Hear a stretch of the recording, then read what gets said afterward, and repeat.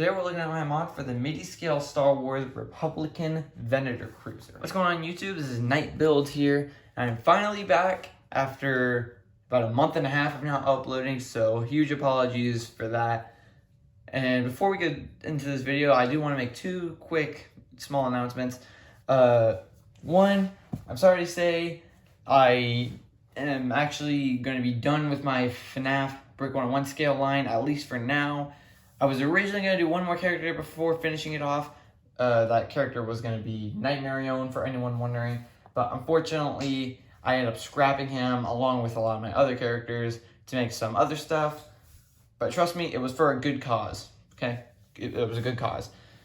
Second thing, I am honestly probably considering not uploading anymore on my original channel, XNightX, my gaming channel.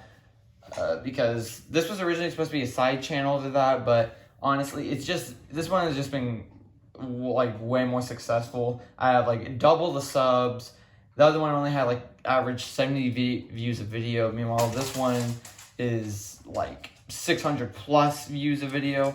So it's just a whole lot better, and honestly, I enjoy it a lot more. So that's just, it's a decision I'm going to decide to make. I might go back on that. I might go back to that channel at some point in the future. I don't know. We'll just have to wait and see. But anyways, announcements and stuff out of the way. Let's get into the subject of today's video, and that is going to be this mock I have right in front of me, the Midi-Scale Venator from Star Wars. So first and foremost, if you don't know what Midi-Scale is, it's basically miniature UCS scale, where it's small but detailed and accurate models, so you can display them without having to actually spend a lot of money on a huge set, such as the UCS Star Destroyer or Falcon or something like that. And I actually am very proud of how this Venator model turned out. I don't have the Imperial Star Destroyer, the Midi-Scale Star Destroyer, but if I did, I would love to do a comparison with that in my mock right here, just to see how they scale together and how they compare in terms of detail. So taking a closer look at this this ship right here. So first and foremost, you can actually see I got some turrets here, which can actually move. They're not supposed to be play models, but you can move them if you so desire. I mean, just position them to how you like that. And then going up to here to the side, I didn't use any like side greebling here because it's a really weird, like kind of small spot to have like fit anything. Oh, it just occurred to me that this has come loose. All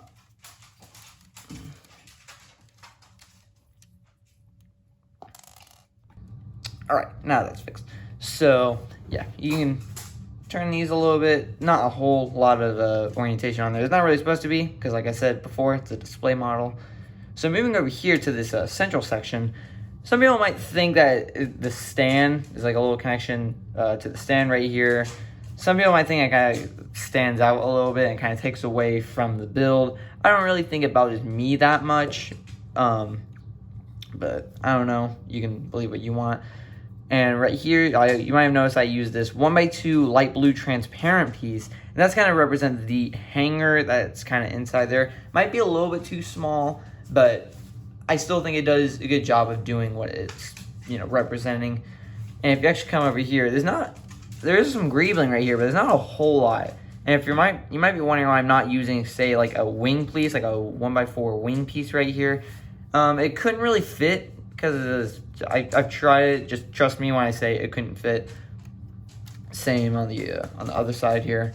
So I did go with a grill plate right here, which I actually think does a good job of kind of adding some texture and detail. This side doesn't actually have greebling, but rather it uses a 1x2 curvy downward slope and a tile and a little round plate that's attached on the center where it can kind of swivel a little bit, which it's put at an angle on top of this plate right here, and that's basically just to kind of get it. There's really not a lot that could fit in that awkward shape right there, so I think I did a good job of not only fitting in there, but also getting a little bit of that texture and detail put into that side. So moving up to the top here, you can see I have 4 rotatable turrets. Not a whole lot of posability out of those, but they're there. The stripes, there's supposed to be, I think, 4 stripes on the side, but the way Lego works, there was really just no possible way for me to do that. And then moving up to the bridge here, I really think the bridge is one of the more standout positive parts of the MOC.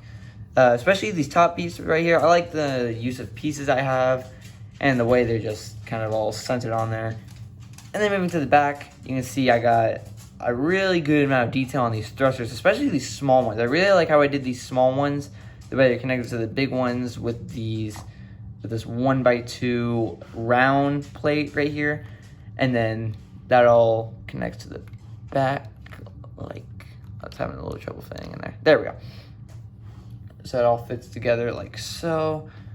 So I think it does a good job. I'm pretty sure there is maybe one extra set of thrusters, maybe like down here, something. I'm not exactly sure, but I thought they were kind of too small to add in anyways, so I just went with the main 6. But I do like how they all, you know, kind of look together. And I also like my use of sculpting right here with these curved pieces. It just kind of adds some nice texture up there. Also notice how these 1x2 plates, which are attached on the side, line up perfectly with this grill tile up here. So it's just another good, nice,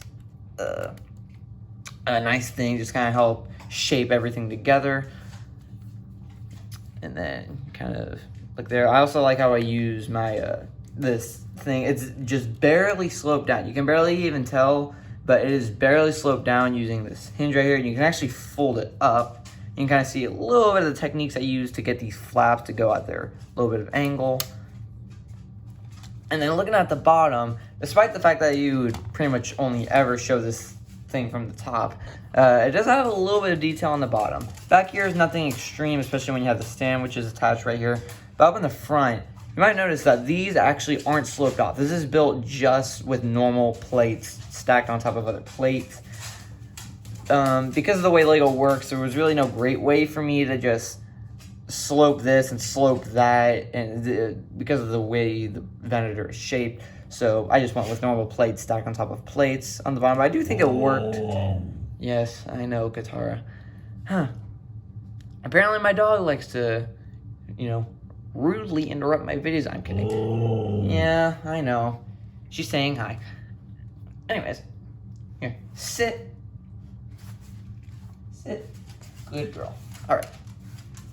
No. What was I saying? Oh, yes. So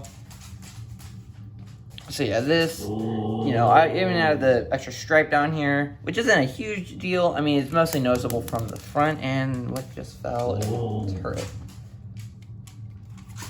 Like I said, not a great play model, more better for display.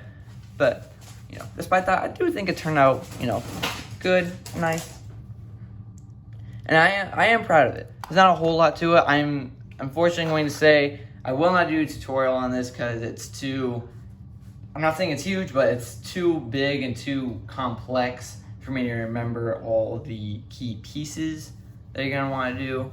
So it's just a little too much for me to make a tutorial on it. But anyways, that's going to wrap it up for this video, guys. I hope you enjoyed. If you did think this MOC was good, then feel free to leave a big thumbs up. And I will catch you guys in the next one. Goodbye.